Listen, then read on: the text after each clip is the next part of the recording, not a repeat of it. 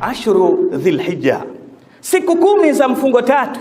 Yatosha kwamba ni siku tukufu kuwa Allah ameapa na siku hizi. Hii sio siku ya sisi kupata fursa kama hizi tukazichezea. Fanya. Una uwezo wa kufunga siku hizi 10, funga. Una uwezo wa kusimama usiku masaa 2 matatu, simama. Una uwezo wa kusoma Qur'an, soma, hitimisha Qur'ani ndani ya siku hizi.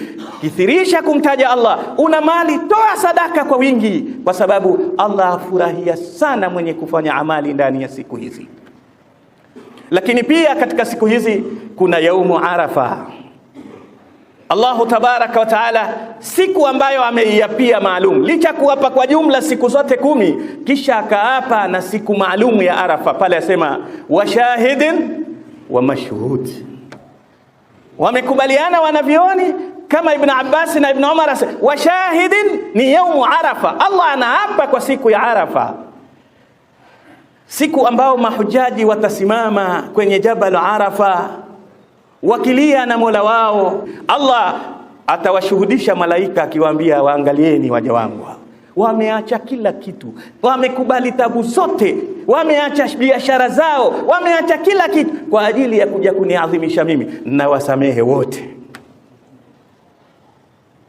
Lakini kwa kuwa mtume tuloletewa na sifa ya kutuhurumia sisi, bil mu'minina raufur rahim, mtume kwa waumini ni mpole mwenye huruma. Je, sisi tusio kwenda kule? Aliye Arafa ni haramu kufunga, hatakikani afunge ili apate nguvu ya kusimama kwenye kisimamo kile cha kumuomba Allah na kumtaja Allah. Wewe hukwenda kule, na wewe utaupata vipi msamaha ule? Mtume sallallahu alaihi wasallam akasema, saumu yaumi Arafa yukaffiru sana almadhiya walqabila, kufunga ile siku ya wenzetu wamesimama Arafa. Jamani, wale wametoa juhudi kubwa, mali yao, wakati wao, miili yao, tabu zao, lakini na wewe akakuwekea saumu.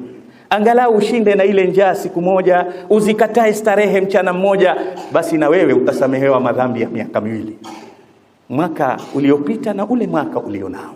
Wapenzi waamini, haya ndiyo ya dharura ya kufanywa katika siku hizi 10. Lakini kubwa zaidi ya hilo ni kwamba licha kufanya haya ya sunna, basi usikose swala ya jamaa katika wakati wake. Zaidi ya hilo, pigania, epuka maasi yote uliokuwa nayo. Huenda baada ya siku 10 umeshazoea kuyakimbia maasi, na kithirisha kumuomba dua Allah tabaraka wa taala. Walikuwa kithirisha wema wanaotangulia kuomba dua wakisema